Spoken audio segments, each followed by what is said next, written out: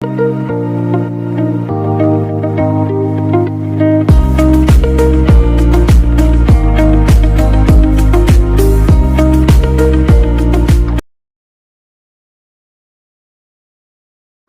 Students, आप लोग देख रहे हैं YouTube channel physics bye Animesh Singh और मैं अनिमेश सिंह आज नए टॉपिक के साथ। तो आज का टॉपिक है ampere circuital law. Magnetic effect of current का सेकंड टॉपिक है। पहला टॉपिक बायो-सावर्ट लॉ, उसके एप्लीकेशंस हुए थे और ये सेकंड टॉपिक है एम्पियर सर्किटल लॉ। तो आज हम समझेंगे कि ये टॉपिक क्या होता है। सबसे पहले आप लोगों को बता दूं मैक्सवेल का राइट हैंड थंब रूल और ये सारी जो चीजें हैं ये तो आपको पता होने चाहिए ये रूल जानने के लिए। तो अगर आपको वो चीजें नहीं आती हैं तो आप लोग पहले वो वीडियोस देख के वहां पर क्लियर हो जाए, फिर यहाँ पर आना आप लोग। तो मैं यहाँ पर हेडिंग लिखता हूँ, दैट इज हम लोग करने वाले हैं सर्किटल लॉ। अब एम्पियर सर्किटल लॉ क्या कहता है पहले हम समझते हैं इस बात को। जैसे मान लो कोई कोई एक लूप है इस तरीके से, ठीक, क्लोज लूप है जिसमें मल्टीपल कंडक्टर्स पास हो रहे हैं बीचों बीच।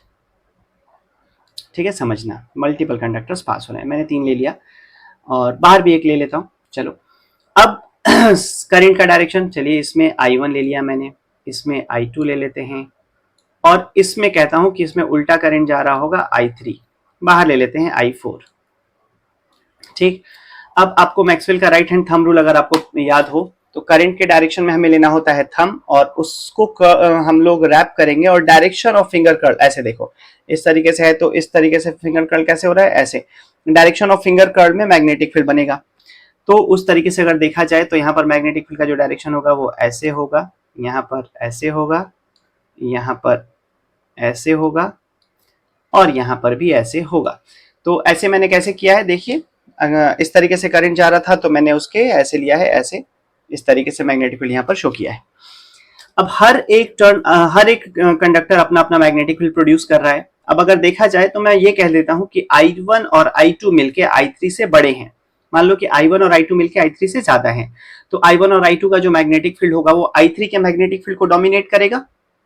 ठीक है, उम्मीद करता हूं आपको ये बात समझ में आ रही होगी। I1 और I2 का जो मैग्नेटिक फील्ड है और I3 के फील्ड को डोमिनेट करेगा। अभी हम I4 की बात नहीं कर रहे, कीप इन माइंड I4 की बात नहीं हो रही है। तो डोमिनेट करेगा तो उसका मतलब क्या हो जाएगा कि ये जो लूप है, लूप में जो मैग्नेटिक फील्ड शो होगा ये कुछ I1 के कॉन्सेप्ट पे होगा, ऐसे ऐसे। तो अगर इस मैग्नेटिक फील्ड का अगर लाइन इंटीग्रल, मतलब अगर छोटा सा लेंथ dl ले रहा हूं मैं यहाँ पे, तो मैग्नेटिक फील्ड का लाइन इंटीग्रल अगर हम लेते हैं around a close loop, over a close loop, तो उसकी जो वैल्यू होती है, मतलब b डॉट dl का जो लाइन इंटीग्रल है ओवर अ क्लोज लूप, ये म्यू नॉट और आई नेट के बराबर होता है। ठीक है, यही है एम्पियर सर्किटल लॉ, यही है एम्पियर सर्किटल लॉ। अब आई नेट क्या हो गया, आई नेट जो है, आई नेट हो गया हमारे पास I1 plus I2 minus of I3। I4 responsible नहीं है एम्पियर सर्किटल लॉ के लिए। कहने का मतलब यह है कि जो भी करंट बाहर है लूप से वो करंट एम्पियर सर्किटल लॉ में हम कंसीडर नहीं करते। तो एम्पियर सर्किटल लॉ समझ में आ गया आपको। Net current into mu naught जो होता है वो बी डॉट डी एल का लाइन इंटीग्रल होता है। मैं ये सिंबल आपको पता होगा, ये जो सिंबल है ये क्लोज इंटीग्रल का सिंबल है। हम लोगों ने गॉस लॉ में किया था, दैट वाज क्लोज सरफेस का इंटीग्रेशन, और हम यहाँ पर करने वाले हैं तो यहाँ पर हम लिखते हैं क्लोज लूप का इंटीग्रेशन। तो यहाँ पर लेंथ इंटीग्रेट होता है डीएल और वहां पर ई डॉट डी एस था अगर याद करो, तो वहां पर एरिया इंटीग्रेट होता था। तो क्लोज सरफेस था और यहाँ पर क्लोज लूप है। अगर आपको स्टेटमेंट की बात आए तो स्टेटमेंट में यहाँ पर लिख देता हूँ आप लोगों के लिए, वैसे तो नोट्स में शेयर करूंगा ही, ये तो मैं बस एक्सप्लेन कर रहा था।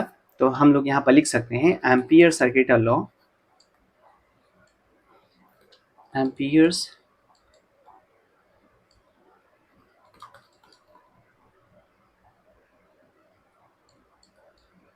circuital law states that the line integral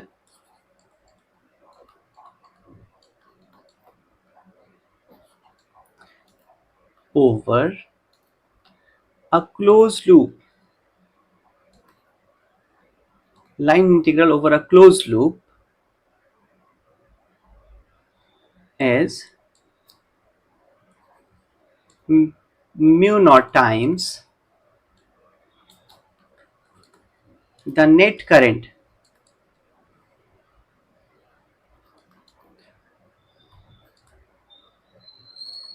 passing through the straight conductors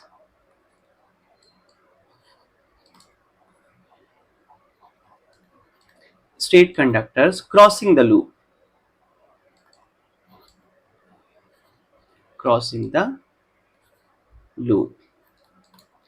उस लूप के अंदर जो स्ट्रेट कंडक्टर क्रॉस कर रहे हैं उनके जो करेंट्स हैं उनका जो नेट करंट है वो net current into mu naught line integral of loop होता है।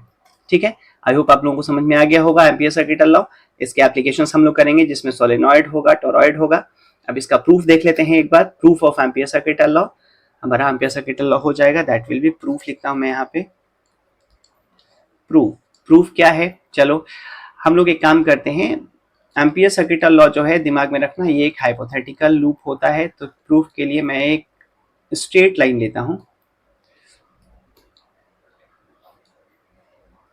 ये एक स्ट्रेट करंट कैरिंग कंडक्टर है जिसमें करंट जा रहा है ऐसे आई।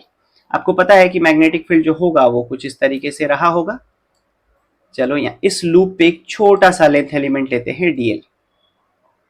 ये तो आपको अगर रेडियस आर है तो ये रेडियस आर हो जाएगा और ये मैग्नेटिक फील्ड है। क्लियर है। अब magnetic field B dot DL मैं यहां पर करने वाला हूं।